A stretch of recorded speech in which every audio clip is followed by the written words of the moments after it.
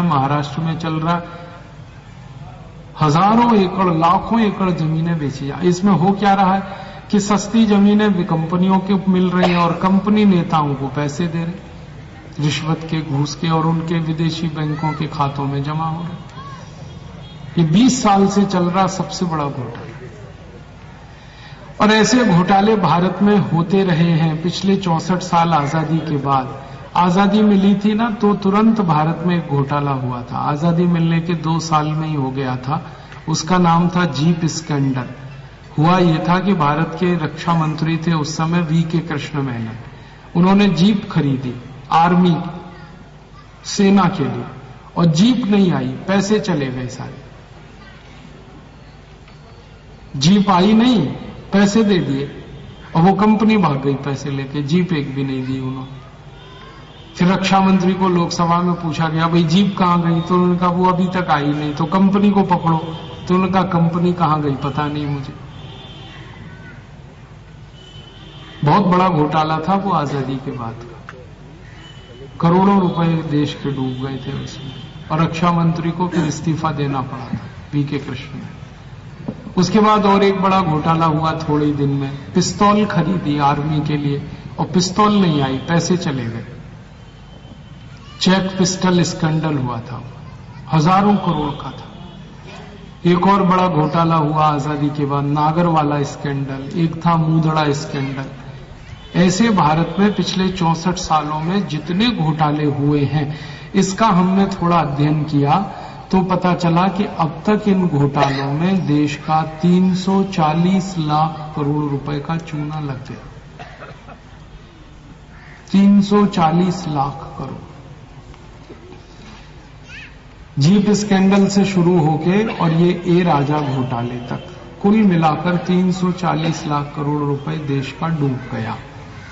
आप बोलोगे फिर ये कहां गया? ये सब पैसा नेता और अधिकारियों की जेबों में चला गया, और नेता और अधिकारियों ने इसको विदेशी बैंकों में जमा कर दिया। दुनिया में एक छोटा सा देश है, उसका नाम है स्विट्जरलैंड। ये सबसे अमीर देश है पूरी दुनिया में। आप ये जानकर हैरान हो जाएंगे कि स्विट्जरलैंड देश में ना खेती होती है, ना उद्योग चलते हैं, ना कोई व्यवसाय होता है, फिर भी ये दुनिया का सबसे अमीर देश है। कारण उसका क्या है? हमारे जो भ्रष्ट नेता हैं, यहां जो घोटाले वो करते हैं, उसका पैसा ले जाकर स्विट्जरलैंड में जमा कर देते हैं, और स्विट्जरलैंड की सरकार क्या करती है, वो पैसे को दुनिया भर में ब्याज पे उठा के उसमें से वो कमाई करते हैं। और हमारे जो भ्रष्ट नेता पैसा वहां जमा करते हैं, उस पर वो ब्याज नहीं देते, और उस पैसे को वो ब्याज पर उठाते हैं और उससे लाखों करोड़ों रुपए कमाते हैं। और ये कमाई इतनी है स्विट्जरलैंड की कि वो दुनिया का सबसे अमीर देश है। और भारत जहां से ये घोटाले हो रहे हैं और जहां का पैसा स्विट्जरलैंड में जमा हो रहा है, वो दुनिया का सबसे गरीब देश है। हम गरीबी से परेशान और स्विट्जरलैंड अमीरी से परेशान। हमारी गरीबी का स्विट्जरलैंड की अमीरी से डायरेक्ट रिश्ता है। हम गरीब इसलिए हैं कि स्विट्जरलैंड हमारे पैसे से अमीर है। अगर वो पैसा हमारे यहां घोटालों से बाहर नहीं जाता, स्विट्जरलैंड जमा नहीं होता, तो हम उसी पैसे से दुनिया के सबसे अमीर देश होते। तो ये भ्रष्टाचार और घोटाले ने देश में गरीबी पैदा की है, और इसी के कारण बेरोजगारी पैदा हो। अब आपके मन में प्रश्न आएगा कि क्या कर सकते हैं? हमने एक संकल्प लिया है कि इसके लिए कोई बड़ा आंदोलन करना है, और भारत स्वाभिमान का हमने इसीलिए गठन किया है। आंदोलन क्या करना है? भारत सरकार पर दबाव डालकर इस घोटाले के सारे पैसे जो विदेशों में चले गए उन्हें वापस लाना है। आप बोलेंगे क्या ये संभव है? हाँ, ये संभव है। इसके लिए रास्ता क्या है? इसके लिए 3 रास्ते हैं। पहला रास्ता है कि अगर ये 340 लाख करोड़ रुपए जो विदेशों में चले गए, भारत से लूटकर नेताओं ने विदेशों में जमा कर दिए, इस धन को अगर भारत के सुप्रीम कोर्ट में चुनौती देकर राष्ट्र की संपत्ति घोषित करा लिया जाए, तो ये सारा पैसा वापस आ सकता है। जो पैसा यहां से चला गया वो व्यक्तिगत संपत्ति है नेताओं की। अगर इस पैसे को हम भारत के सुप्रीम कोर्ट से राष्ट्र की संपत्ति घोषित करवा लें तो ये सब वापस आ जाए। क्यों? क्योंकि दुनिया में जो राष्ट्र की संपत्ति का कानून है ना, वो ये है कि राष्ट्र की संपत्ति उसी राष्ट्र में जमा होती है जहां की वो संपत्ति होती है। जैसे भारत की संपत्ति भारत में ही जमा हो सकती है, पाकिस्तान की संपत्ति पाकिस्तान में। अभी क्या हुआ है कि भारत की संपत्ति को नेताओं ने अपनी व्यक्तिगत संपत्ति बनाकर जमा कर रखा है विदेशों में, तो इसको हम राष्ट्र की संपत्ति बनवा लें, ये हमारे लिए रास्ता है। तो इस रास्ते पर हम लोगों ने चलना शुरू किया है और भारत के सुप्रीम कोर्ट में एक मुकदमा दाखिल किया है।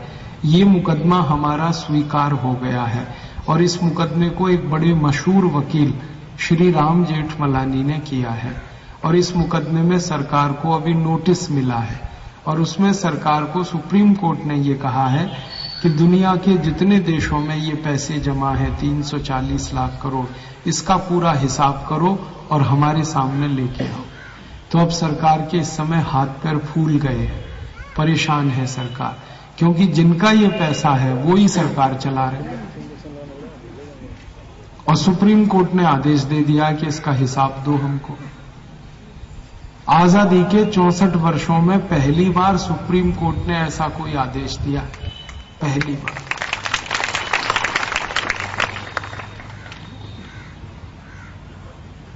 अच्छा है जो न्यायाधीश ये कर रहे हैं ना, उनके लिए हम ईश्वर से प्रार्थना करते हैं हर रोज कि वो सलामत रहें, सुरक्षित रहें तब तक जब तक कि इसका फैसला ना आए।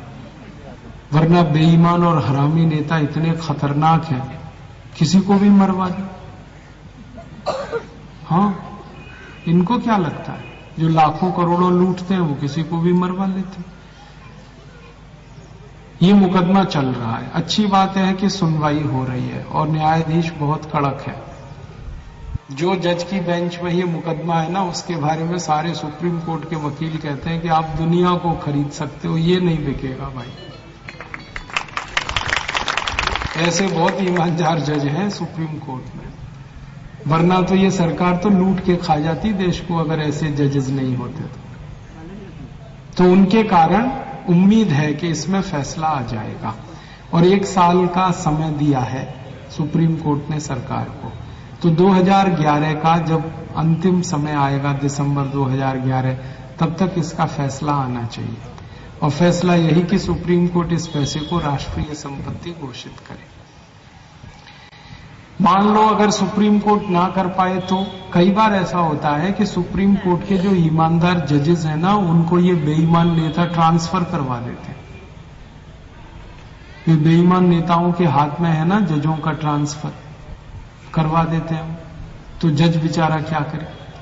तो ऐसा हो सकता है इस मामले में, क्योंकि इसमें बड़े बड़े मगरमच्छ फंसने वाले हैं इस मामले में।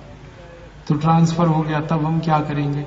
तब हमने दूसरा रास्ता तय करने का संकल्प लिया।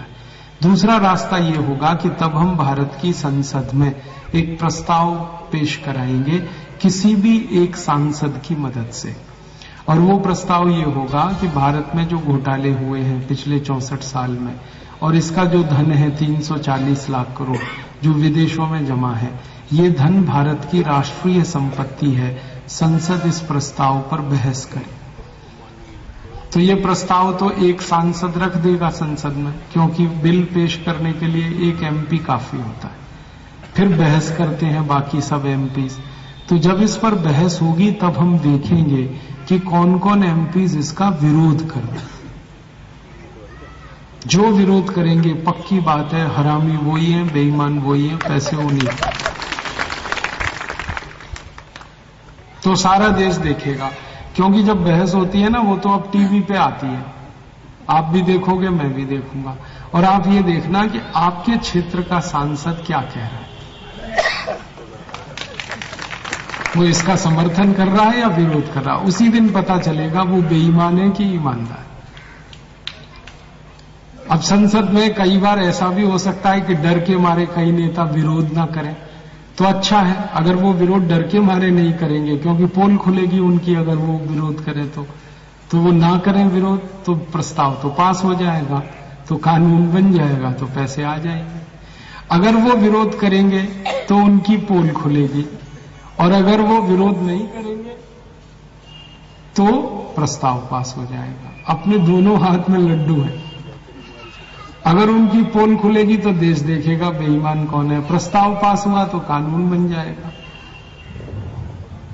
लेकिन एक तीसरी बात भी हो सकती है कि संसद में 272 से ज्यादा सांसद इकट्ठे हो गए तो वो इसको गिरा सकते हैं पूरे प्रस्ताव को, ये हो सकता है। तब फिर क्या करेंगे हम? तब हमारा तीसरा संकल्प है कि अगर संसद ने ये प्रस्ताव गिरा दिया तो 2014 में लोकसभा का जब चुनाव आएगा तो सारे देश में से हम अपने 400 से ज्यादा सांसदों को जिताकर लाएंगे और फिर ये प्रस्ताव पास कराएंगे, फिर कानून। और इस काम का संकल्प परम पूजनीय स्वामी रामदेव जी ने कर लिया है। वो संकल्प ले चुके हैं कि अगर 2014 तक संसद ने ये काले धन को वापस लाने का कानून नहीं बनाया तो हम फिर देश के 2014 के चुनाव में 400 से ज्यादा सांसदों को जिता के लाएंगे, और इसकी ताकत हम बना रहे हैं पूरे देश में। और अच्छी बात यह है कि परम पूजनीय स्वामी रामदेव जी के साथ इस आंदोलन में 70 और भी बड़े बड़े संत और सन्यासी शामिल हैं जिन्होंने ये संकल्प लिया है। एक बहुत बड़े संत हैं हमारे देश में, परम पूजनीय स्वामी सत्यमित्रानंद गिरी। एक बहुत बड़े संत हैं परम पूजनीय स्वामी अवधेशानंद गिरी। एक बहुत बड़े संत हैं परम पूजनीय स्वामी गोविंद देव गिरी। एक बहुत बड़े संत हैं परम पूजनीय स्वामी जयेंद्र सरस्वती, शंकराचार्य कांचीपुरम। एक बहुत बड़े संत हैं इस देश में परम पूजनीय मुरारी बापू। एक बहुत बड़े संत हैं परम पूजनीय सुधांशु महाराज। एक बहुत बड़े संत हैं श्री रमेश भाई ओझा। एक बहुत बड़े संत तुल्य व्यक्ति हैं डॉक्टर प्रणव पंड्या, गायत्री परिवार के। ऐसे भारत में 70 बड़े बड़े संतों ने अभी हरिद्वार के कुंभ मेले में संकल्प लिया है कि अगर जरूरत पड़ेगी तो हम सब 2014 के चुनाव में एक एक चुनाव क्षेत्र में जाएंगे और 400 ईमानदार सांसदों को जिता के लाएंगे। मैंने क्या किया, ये सब संतों के जो भक्त हैं पूरे देश में उनकी संख्या जोड़ी तो इनके कुल भक्त इतने हैं कि वो इकट्ठे होकर वोट डाल दें तो 514 सांसद जीत जाएंगे पूरे देश में। कोई नहीं हरा सकता, क्योंकि इन संतों की बड़ी ताकत है। ये जब तक चुप बैठे हैं तब तक चुप बैठे हैं। ये अगर निकल पड़े तो राजनीति के किसी नेता में दम नहीं है जो इनका सामना कर सके। बड़े बड़े राजनेताओं के यहां हमने देखा है 200-200 रुपए देके लोगों को बुलाया जाता है भाषण सुनने के लिए, और 10-20 मिनट में वो झाड़ के चल देते हैं। लेकिन इन संतों के पास लाखों लोग आते हैं सुनने के लिए अपना पैसा खर्च करके। और ये सब संत ऐसे हैं कि सवेरे 4 बजे किसी को बुला लें तो मैदान भरा मिलेगा। हमारे तो परम पूजनीय स्वामी जी का मैंने देखा है, सुबह 4:45 बजे पूरा मैदान खचाखच भर जाता है। लोग 3-3 बजे चल के पता नहीं कहां से आते हैं। तो सन्यासियों की ताकत बहुत है भारत में, संतों की ताकत बहुत है, ये कर सकते हैं। और इनका अब ये कहना है कि भ्रष्टाचार अब इतना ज्यादा हो गया है कि पानी सिर के ऊपर से गुजर गया और नेता देश को ठीक नहीं कर पा रहे हैं। तो ये सब संतों ने कहा है कि अब हम ही करें ठीक इस देश को, इसलिए ये बात अब चल पड़ी। और हमें उम्मीद है कि 2014 में ये सारे संत निकल पड़े देश में तो आराम से आ जाएंगे 514 साल से, और वो बनाएंगे फिर कानून, और 1 मिनट में कानून बनेगा और पैसे आ जाएंगे 340 लाख करोड़। फिर आने के बाद ये पैसे को खर्च करना है भारत के गांव-गांव में। इसकी हमारी योजना है कि हर गांव में 100 उद्योग लगाएं, एक गांव में 100 उद्योग। जैसे भारत के जितने गांव में कपास पैदा होती है, 4 लाख गांव हैं भारत में जहां कपास होती है, वहां हम चरखा चलाएं, सूत बनाएं और उससे खादी का कपड़ा बने। मैं जैसे खादी पहनता हूं ऐसे करोड़ों लोग खादी पहनते हैं, तो वो गांव-गांव में बने। और 4 लाख गांव में खादी बनाने का काम हम शुरू करें तो 15 करोड़ लोगों को इसमें रोजगार मिलेगा और महात्मा गांधी की आत्मा को शांति मिलेगी। गांधी जी कहा करते थे कि खादी बनाओ, खादी पहनो। हम ये गांधी जी का सपना पूरा करना चाहते हैं। चलती है, उससे बिजली बनती है, घर का खाना पका सकते हैं। तो जहां जहां गाय बैल भैंस हैं, जानवर हैं, 48 करोड़ जानवर हैं हमारे पास। एक दिन में उनका जितना गोबर इकट्ठा होता है ना, उतने गोबर से हम 50,000 मेगावाट बिजली बना सकते हैं हर घंटे। रुपए खर्च होगा और 67 करोड़ भारतवासियों को रोजगार मिल जाए। तो ये हमारी बहुत बड़ी योजना है। इसी का नाम परम पूजनीय स्वामी जी ने दिया है ग्रामोत्थान योजना। फिर बाद में क्या करेंगे, गांव गांव उद्योग लगे तो रोजगार मिल गया, गरीबी खत्म हो गई।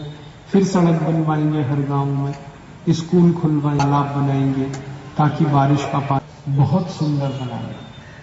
गरीबी खत्म, बेरोजगारी खत्म, हर एक गांव में सड़क, हर एक गांव में बिजली, हर एक गांव में पानी, हर एक को हॉस्पिटल, हर एक को दवाएं, हर एक को शिक्षा, सब कुछ हो जाएगा। फिर भी अपने पास 300 लाख करोड़ बच जाएगा। उस बचे हुए का क्या करें? तो उसको बैंक में जमा कर दें भारत के नाम से, तो साल का ब्याज उसका 30 लाख करोड़ आता है। नहीं करेंगे, सारे टैक्स माफ कर सकते। और हमने हिसाब निकाला कि सारे टैक्स अगर माफ कर देंगे तो पेट्रोल मिलेगा। मदद से हम ये काम करना चाहते हैं। और संयुक्त राष्ट्र में कोई भी काम कराना हो तो 70 वोट चाहिए। और 70 वोट के लिए हम ये सोच रहे हैं कि अपने पड़ोस में कोई देश हैं संयुक्त राष्ट्र के जो मेंबर हैं, जैसे नेपाल है, बांग्लादेश है, म्यांमार है, भूटान है, बर्मा है, इंडोनेशिया, मलेशिया, अफ्रीका, नाइजीरिया, ऐसे 71 देशों को हम मदद करें, क्योंकि अपने पास पैसे बहुत हैं। 30 लाख करोड़ सालाना अपनी आमदनी है और देश का खर्चा 11 लाख करोड़ सालाना का है, तो हर साल 19 लाख करोड़ बचेंगे। ये बचे हुए पैसे पड़ोसी देशों को हम दे दें कर्ज में, सस्ता कर्ज दे दें, कम ब्याज का कर्ज, क्योंकि अपने पास तो वो बेकार पड़े हैं और पैसे घूमते रहे वही अच्छा होता है। एक जगह रखना बेकार, तो उसको सस्ते ब्याज के कर्ज में दे दें नेपाल को, बांग्लादेश को। ये सब देश खुश हो जाएंगे और इनकी गरीबी भी उस पैसे से दूर होगी। पाकिस्तान को कुछ नहीं देंगे, उससे तो अपना हिसाब चुकाना है, बाकी सबको देंगे। तो ये देश अपने मित्र हो जाएंगे, फिर ये वोट कर सकते हैं अपने समर्थन में संयुक्त राष्ट्र में। तो जिस दिन 70 देशों ने भारत के समर्थन में वोट कर दिया, उसी दिन चीन से हमारी 72,000 वर्ग मील जमीन वापस आ जाए, हमारा कैलाश मानसरोवर वापस आ जाए, और 1/3 कश्मीर भी वापस आ जाएगा पंजाब से।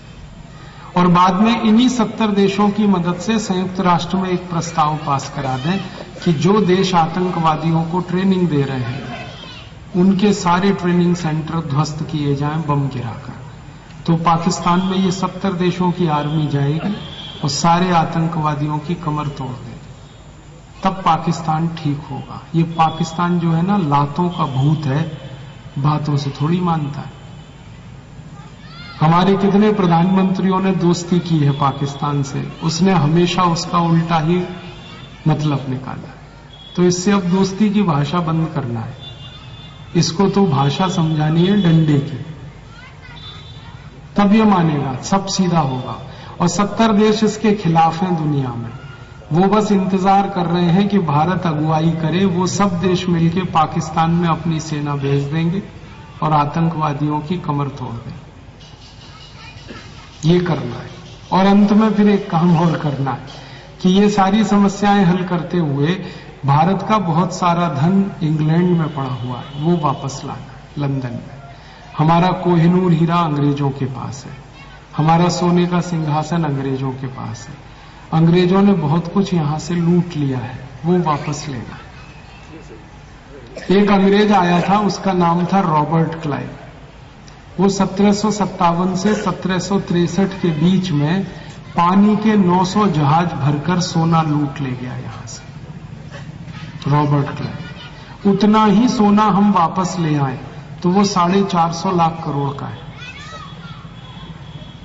तो इसके लिए हम एक मुकदमे की तैयारी कर रहे हैं अंतर्राष्ट्रीय अदालत में, इंटरनेशनल कोर्ट ऑफ जस्टिस में एक मुकदमा हम करना चाहते हैं अंग्रेजों के खिलाफ, सबूतों के साथ, प्रमाणों के साथ। दुनिया में पता है अंग्रेज क्या कहते घूमते हैं कि ये भारत से जो सोना आया ये भारत ने हमें गिफ्ट में दिया। हम सिद्ध करेंगे कि वो लूट लिया इन्होंने, और अगर हम ये सिद्ध कर पाए कि वो उन्होंने लूटा है तो वो वापस देना पड़ेगा। और 450 लाख करोड़ का सोना अगर वापस आ गया इंग्लैंड से, तब तो भारत एक ही दिन में सोने की चिड़िया नहीं, सोने का शेर हो जाए। पता है क्या होगा? जैसे ये सोना आएगा उसी दिन एक रात में भारत के रुपए की ताकत डॉलर से 50 गुनी ज्यादा हो जाएगी। अभी $1 45 का है, फिर $1 में $5 हो जाएगा। और रुपया ताकतवर हुआ तो जो हम निर्यात कर रहे हैं इस समय 8 लाख करोड़ का, वो निर्यात हो जाएगा 400 लाख करोड़ का।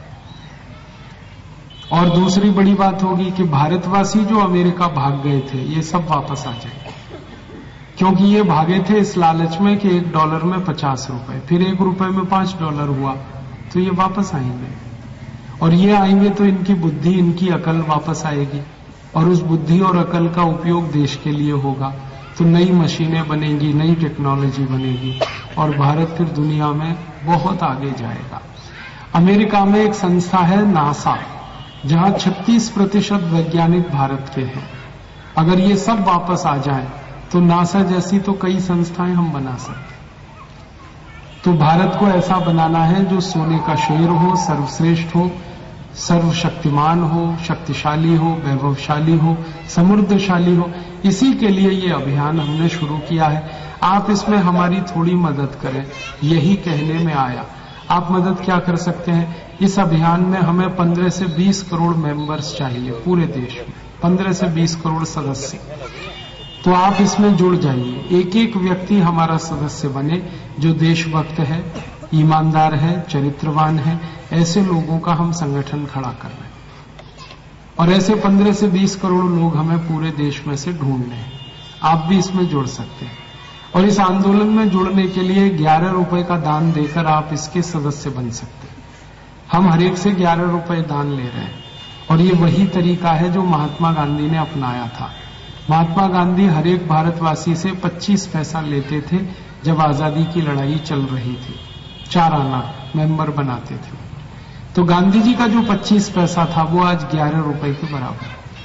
तो हम 11 रुपए लेकर सबको सदस्य बना रहे हैं। आप भी इसमें आ जाएं, सदस्य बने, और ऐसे बहुत सारे दूसरे लोगों को प्रेरणा दें, वो भी सदस्य बने। यही भावना लेकर मैं आया, और आप सब इसमें जुड़ेंगे, 15 से 20 करोड़ सदस्य हो जाएंगे। तो 4 साल में हमें ये सारा काम करना है। और एक सन्यासी ने इस काम का संकल्प लिया है, और सन्यासी जब भी कोई संकल्प लेते हैं वो सब पूरे होते हैं। आजादी के पहले एक बड़े सन्यासी थे महर्षि दयानंद सरस्वती, उन्होंने स्वतंत्रता का संकल्प लिया था, और लाखों क्रांतिकारी पैदा हुए, उन्होंने वो संकल्प पूरा किया था। अब फिर आजादी के बाद एक संत आए हैं, परम पूजनीय स्वामी रामदेव जी, उन्होंने संकल्प लिया है देश को सोने का शेर बनाना है, जगत गुरु बनाना है। और ये संकल्प पूरा करने के लिए शायद हम और आप आए हैं। तो आप और मैं सब मिलें, इस संकल्प को पूरा करें। मुझे कई बार ऐसा लगता है कि शायद आप और मैं वही हैं जो 1857 में क्रांतिकारियों के या तो सहयोगी रहे हुए होंगे या क्रांतिकारी रहे होंगे। पुनर्जन्म लेकर फिर आए हैं हम इस काम को पूरा करने। और ईश्वर ने एक सन्यासी को फिर भेजा है। पहले भेजा था महर्षि दयानंद सरस्वती को, अब भेज दिया परम पूजनीय स्वामी रामदेव को। दोनों एक ही परंपरा के सन्यासी, और ये संयोग नहीं है, ये ईश्वर की योजना है। और इस योजना में हम सब अगर लग जाएंगे तो श्रेय हमें मिलेगा और कार्य देश के लिए हो। तो आप सब इसमें जुड़े, सदस्य बने, यही भावना मेरी आपसे मैं व्यक्त करता हूं।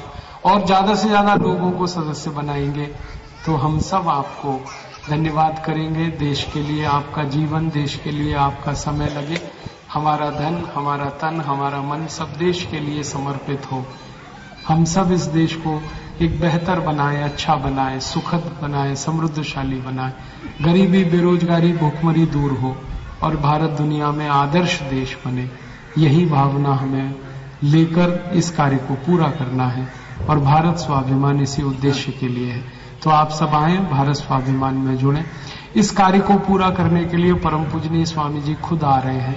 आपका ये जो शक्ति नगर है, यहाँ पर परम पूजनीय स्वामी जी का कार्यक्रम होने वाला है जनवरी के महीने में, और वो आएंगे 29 तारीख को, तो 28 जनवरी को परम पूजनीय स्वामी जी यहाँ आ रहे हैं। आप सब हजारों की संख्या में एकत्रित हों और उनके सामने आप घोषणा करें कि हम सब भारत स्वाभिमान में जुड़ रहे हैं, तो आपको भी आनंद होगा और सन्यासी परम पूजनीय स्वामी रामदेव जी भी खुश होंगे। तो हम सब इसी काम में अपने जीवन का कुछ हिस्सा समय के रूप में, धन के रूप में, संसाधन के रूप में अर्पित करें। ये एक राष्ट्र यज्ञ है, महायज्ञ है, सबकी आहुति इस काम में मिले, यही भावना के साथ मैं बोलूंगा भारत माता की। हम सब बोलेंगे जय भारत माता की, भारत माता की, भारत माता की, वंदे वंदे वंदे। धन्यवाद।